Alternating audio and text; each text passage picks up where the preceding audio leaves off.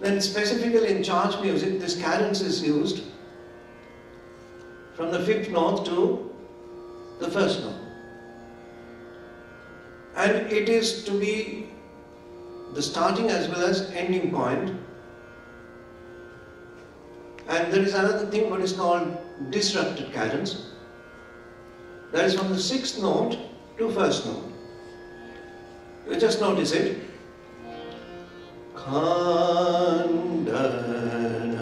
pasa rega ma gama pa niranjana dha sare. 6th note to 1st note. That is disrupted cadence. And disrupted cadence cannot be used according to Western music either at the end or at the beginning. Swamiji never used disrupted cadence in the end or in the beginning. He used it in the middle of the stanza. And at the end, the cadenza, there he changed the scale, changed the rhythm. There's a wonderful and professionally done professional composition from the musical point of view, this Khandana Bhava. From Chautal, where all the characteristics of Dhrupad song is there, where the Western music is maintained, and then again in India we say Sangeet is Tauriyatrik, Geeta Vadya Nritya. So Swamiji slowly moves towards Nritya also.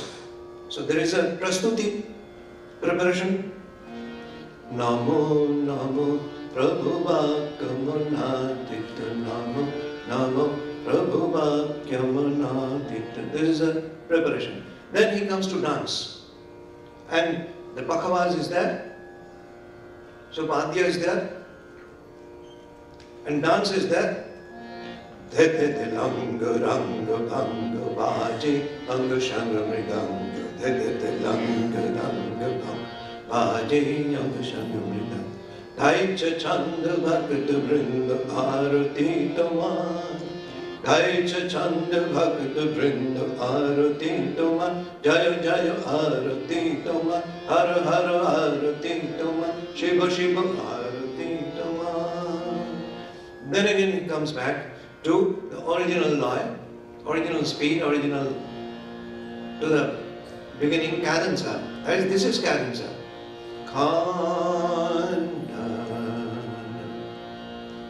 This is a wonderful composition from the musical point of view. And if you go for the philosophical aspect, there is no comparison. So Swamiji made the philosophy come at our door. The highest Vedantic philosophy come at our door. As well as he promoted the Dhrupad music. And he blended the Indian classical as well as the Western, like a blending. I do not say it is a chemical combination, just like oxygen and hydrogen combines into water. Oxygen's property is there, hydrogen's property is there, but water has a totally different property. It neither reconciles with the property of oxygen or property of hydrogen. But sometimes I imagine, suppose there is a mango tree and you can find a banyan tree is there, the trunk, but the body of the stem of the banyan tree is so sticky, you cannot separate it from the mango tree. From a distance, if you see, they will find it is one tree. If you come here, then you clearly understand the leaves of the banyan tree is different and the leaves of the mango tree is different. So there is the maintenance of the characteristics of Drupad, there is maintenance of the characteristics of the Western cadence, as well as there is a so harmonious blending, a wonderful blending, unique. So this is a unique contribution of Swamiji to the modern world. Then comes Swamiji's other compositions. In a very short span of life, it was not possible for him to work like a professional musician. But still, whatever he has given to us, it is immeasurable. Upanishad, he transmitted through his music to us. When you see, when you find that beautiful song, I will just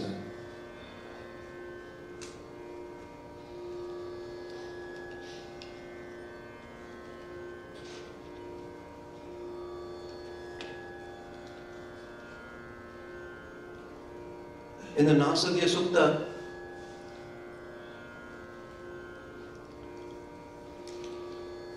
Nasadasino Sadasit Tadanim Nasad Rajo Nasid Rajo Na Vyoma Paroyat. The darkness mingled with darkness produces a deeper darkness. There was nothing at the beginning of the Srishti. That is just embodied in words. Nahi Shurjo Nahi Jyoti Nahi Shashanto Shundaro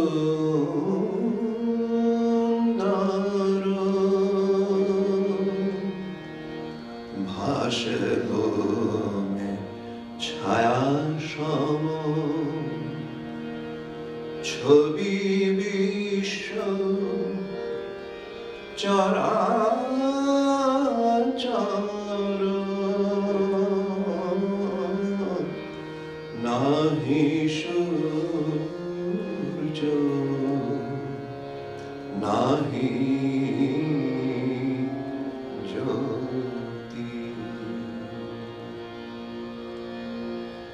This is the song for Pralaya, Pralaya, destruction, that ultimate destruction. Then again he composed another song, is a Ak Rupa Arupa Nama Varuna. That is in Drupad style. During Swamiji's time, there are some talas which were very much popular, like Ada Theka, Ada Chautal, Adtal, then another tal is there, Brahmatal, and he was very much at home with all these talas. And on the other side, for Drupada, Chautal, Dhamar, Surpa, then Jhaptal, like that. So in Drupad, in Chautal, he composed the song of Srishti. I remember the beautiful verse of Kathopanishad, Eko Vashi Sarva Bhutantaratma Ekam Rupam Bahudha Yak Karoti. That song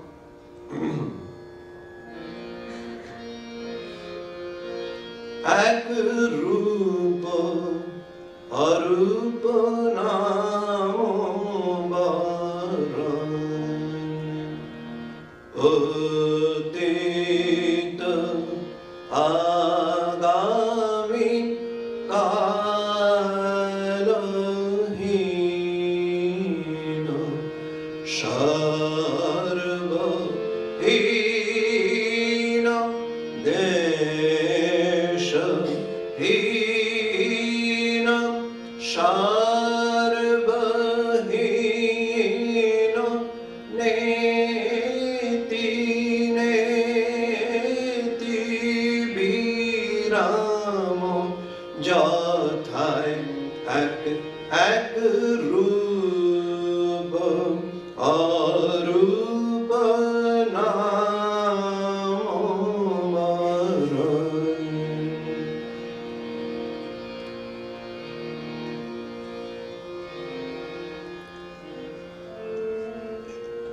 Instead of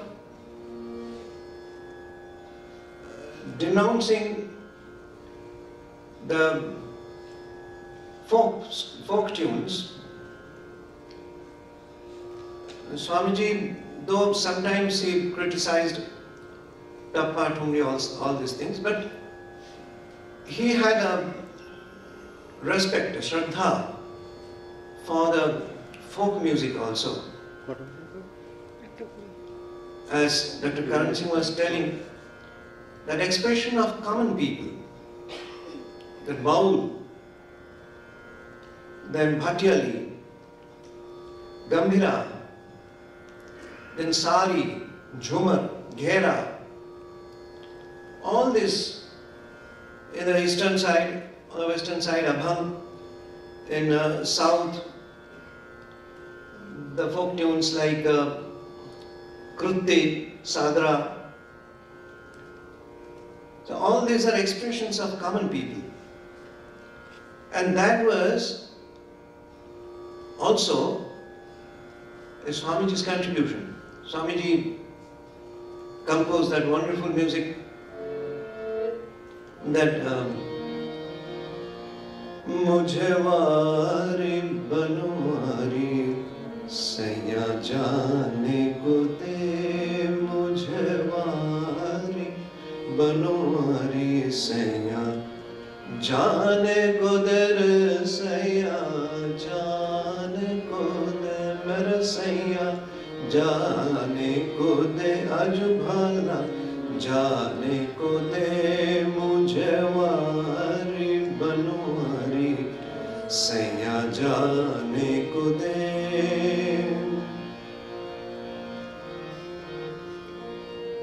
Again, he used to sing Rabindra Sangeet.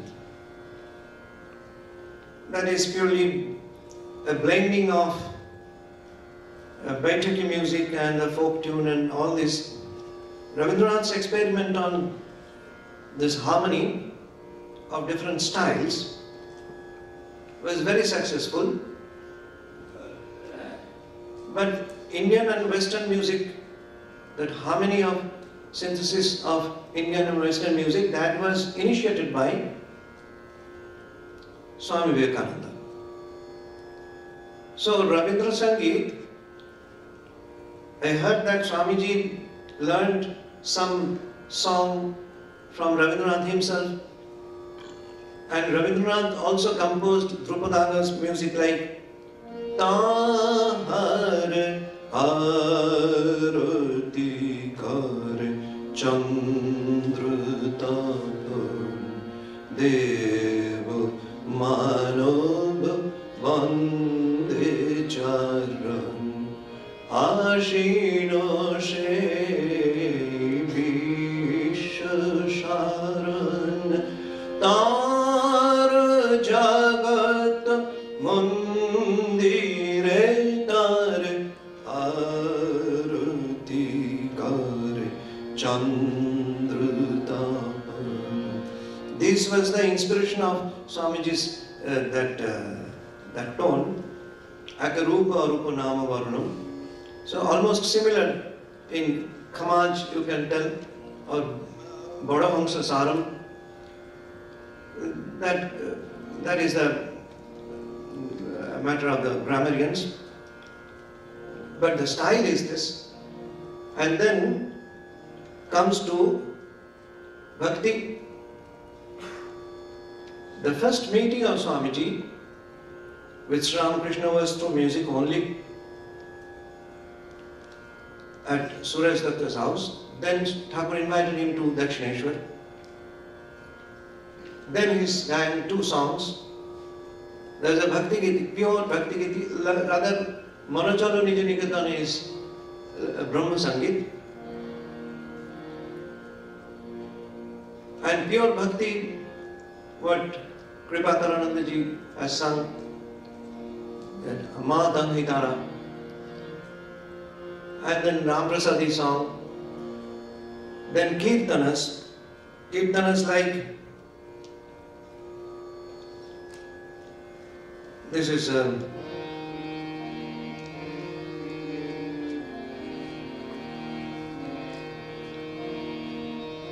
Kiba Onupamo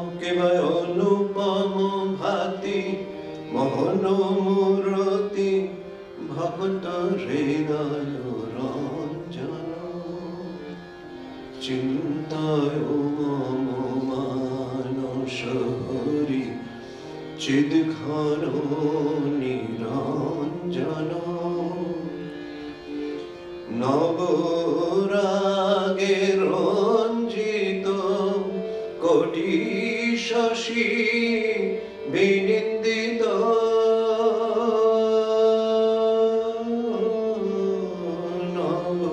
Naborage Ranjito Koti Shashi Binindita Kiba Bijoli Chamoke Arupo Aloke Pulake Shihare Jivano Chintayo Mamo Manashahari Chidkhano Niranjano. This is the famous song that's Sri Ramakrishna standing Mukti. Thakur is standing with hand raised, and somebody was singing this song, then Thakur went into Samadhi. So this song is a historical song. The Swamiji wanted to put music to the common people, and for that the next wonderful contribution of Swamiji is the book Sangeet Kalpataru. At the age of 24, just to help a poor publisher, Vaishnav Charan Vasad, he composed that book, compiled that book rather, and there is initially a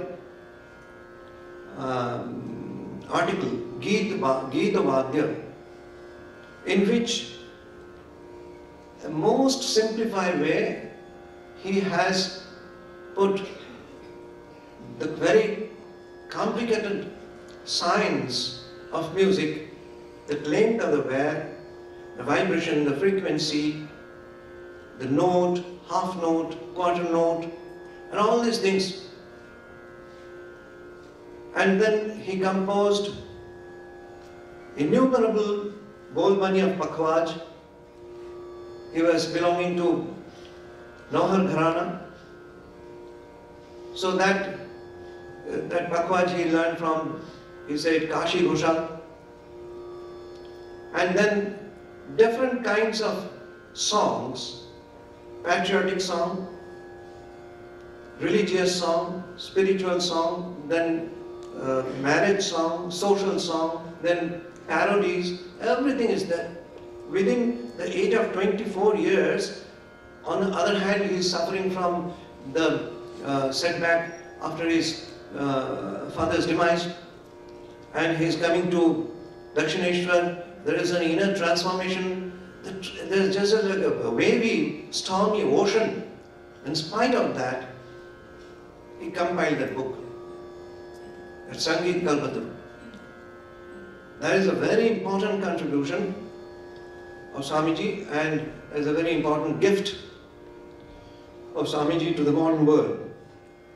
I would like to just mention one a quote from Swamiji regarding music. As he told, music is the highest art, and to those who understand, is the highest worship. And in another place, on Art of India, in his article, volume 4 of Complete Works, Swamiji was telling, compare India and England in the Elizabethan period.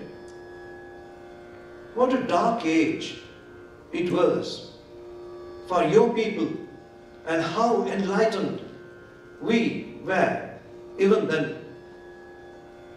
The Anglo-Saxon people have always been badly fitted for art. They have good poetry, for instance. How wonderful is a blank verse of Shakespeare. Merely rhyming of words is not good. It is not the most civilized thing in the world.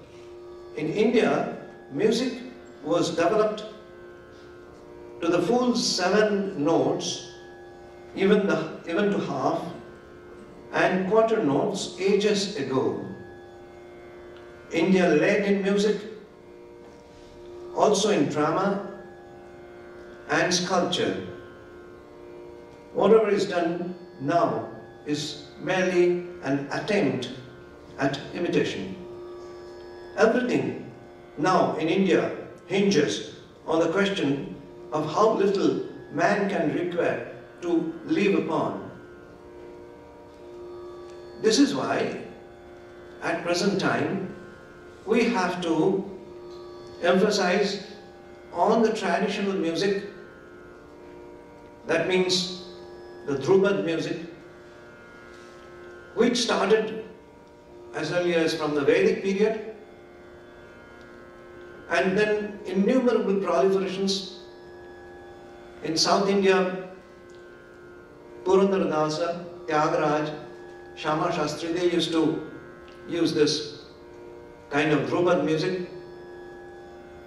And later, the Western music and the rhythmic, what Dr. Karan Singh was telling, he was telling from a different point of view that rock music, the attraction of the rock music, but people are using music for entertainment only, not for spiritual purpose. Swamiji came to explain about the spiritual empathy that was unleashed in his music, in his composition. So I'll just explain, and before conclusion, I'll just tell you about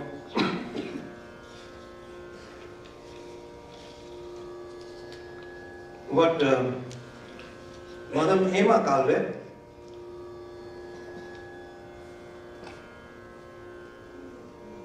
she was an opera singer.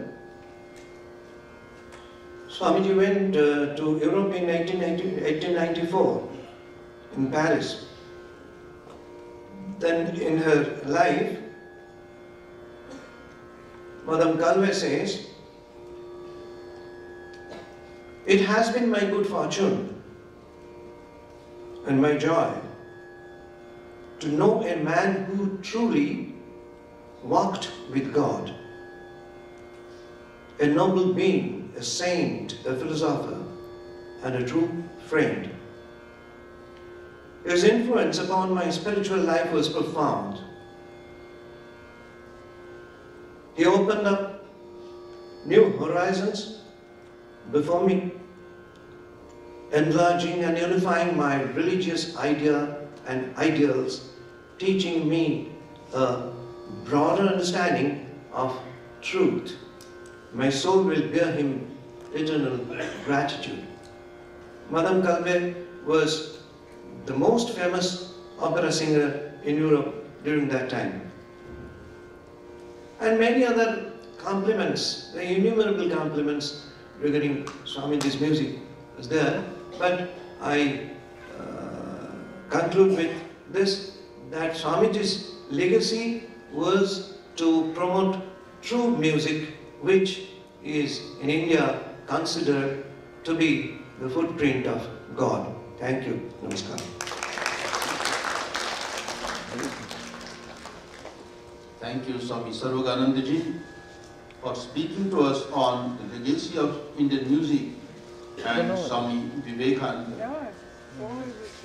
You told us that the biggest contribution of Swami Vivekananda from the point of music was the composition and singing of the evening Aarti, which is being sung in all the centers of the Ramakrishna Math Mission.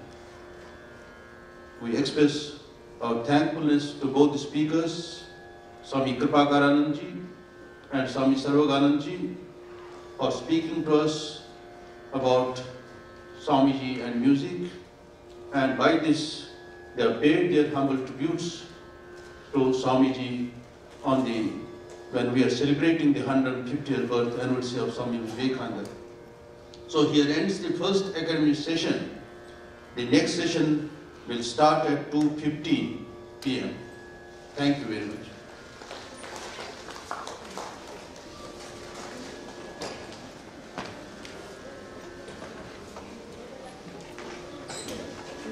Kindly join for lunch, and lunch will be served at the main fair ground floor, and we shall assemble here 2:15 for the next second academic session.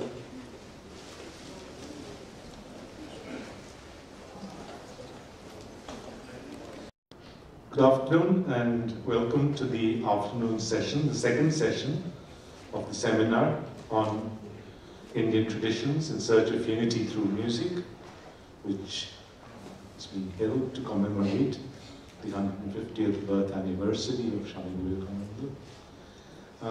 We are fortunate to have three extremely interesting presentations in this session, all by experts in their respective fields. The speakers are Professor Farhad Mazar from Bangladesh, who will speak on Sufis and Sufism in Bangladesh. Professor Arun Kumar Bosu, who will speak on medieval devotional lyric poetry, talking about some Kabir Das and others. And Dr. Nandita Bhushan Sarvadhikari, who will talk about Vaishnav, Shakto and Baul music as integrating factors in Bengal. I request the speakers, there is a constraint of time to be fair to everybody. We should try to maintain the schedule as it is given. And I have great pleasure in inviting Professor Mazar to deliver his presentation. Thank you.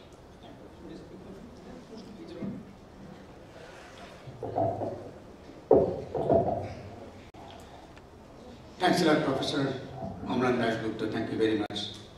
I would like to, first of all, express my deep appreciation and also my shubhecha, my respect to Swamijis and Maharajis of here, and also to this cultural institute that have really invited me, and all the organizers who are really taking care of all of us here, and I'm really grateful to them.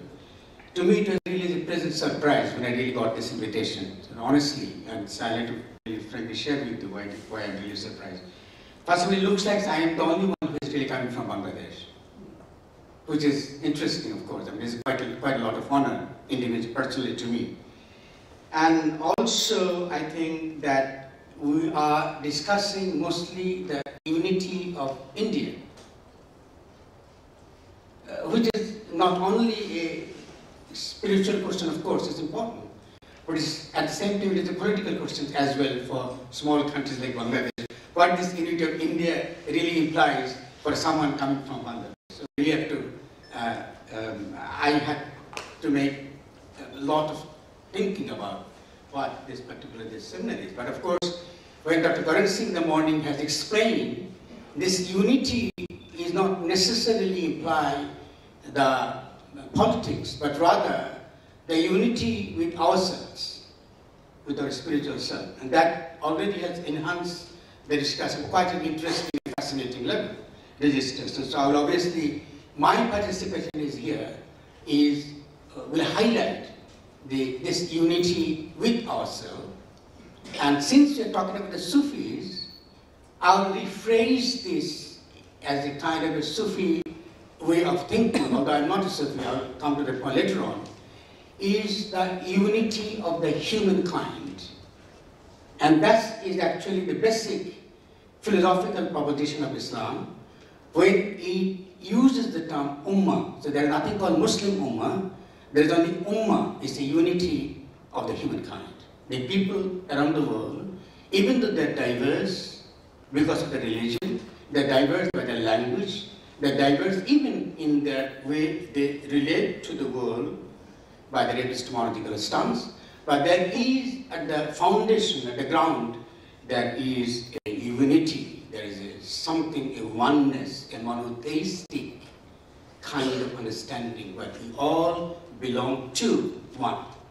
And because we all belong to one, this is the reason why Islam, it was always claimed that only imagination that deserves to be worshipped is this one. It's not an epistemological abstractness of one. But Islam is not an epistemological religion.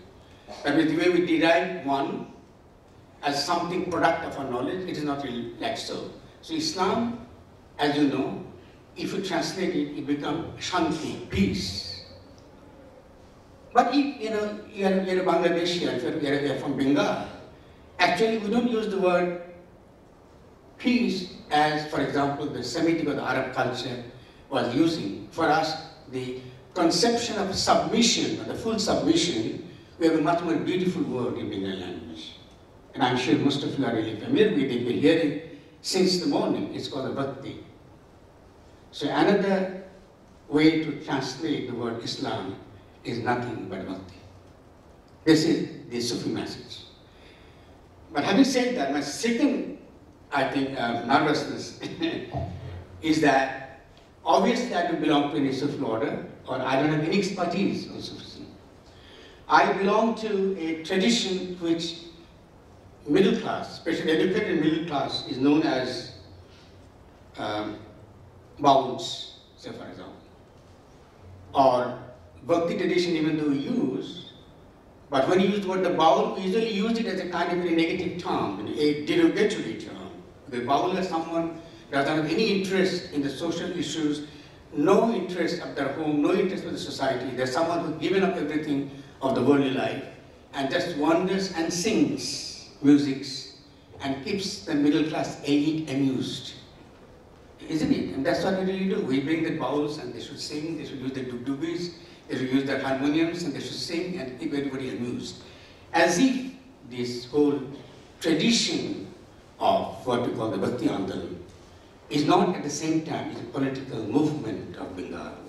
As if this Bhakti Andolan is not a very serious philosophical movement in Bengal and has every competence, every philosophical competence to compete with the Western conception of philosophy, Western conception of knowledge, Western conception of state, Western conception of politics. You know, it can pick up any notion. It has all the competence to question those things.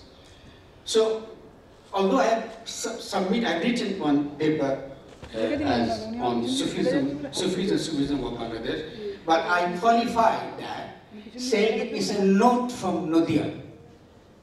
Because to me, Bhakti movement, you cannot separate without a notion of what we call Nadia. Nadia is not a geographical location. It's not a geographical, because most of you really know, Nadia was originally one district. And then after the 1947 partition, it got divided. With part of is in the Bangladesh and part is in West Bengal, and you still call it Nadia, but it is known to us as Kustia, Jhingadh, Chuadanga, or these. Just so, and even part of Faridpur in some sense, because there is a profoundly important philosophical movement started in Bengal with the leadership of Sri Chaitanya. And we Bengalis must relearn, must revisit that movement. Because even when you hear about talk about politics, we forget that it was also a political movement because it started as an anti-caste, anti-class, anti-patriarchal movement. It is a political implication into that. So that's very important. Unfortunately also because that part of the history is fairly unknown. Because the Muslim historians mostly focused on the Mughals. But they forgot about the sultans. Because we don't have much about the Sultani Amul that we had more or less all that we talk about. And since we don't know about Sultani Amuls, we don't know much about the implication of Islam and this Bhakti movement, and also with its relationship with the Sanatana Dharma. I'm not using the word Hindu in that sense. I'm rather talking about the whole tradition or the cultural traditions of this part of the world. And Jainism or Buddhism, whatever we call it, Vaishnava Sahajiyas or Buddhist Sahajiyas, Nathpanthis, all this history fascinatingly mingled in Nadia. It's fascinating history, the way they really mingled it.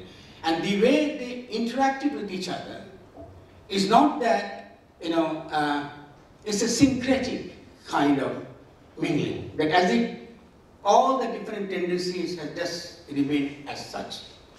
Not so. So, quite often the academicians use the word, there is a syncretic tradition when they talk about the Bauls, they talk about the Bhakti movements of Bengal.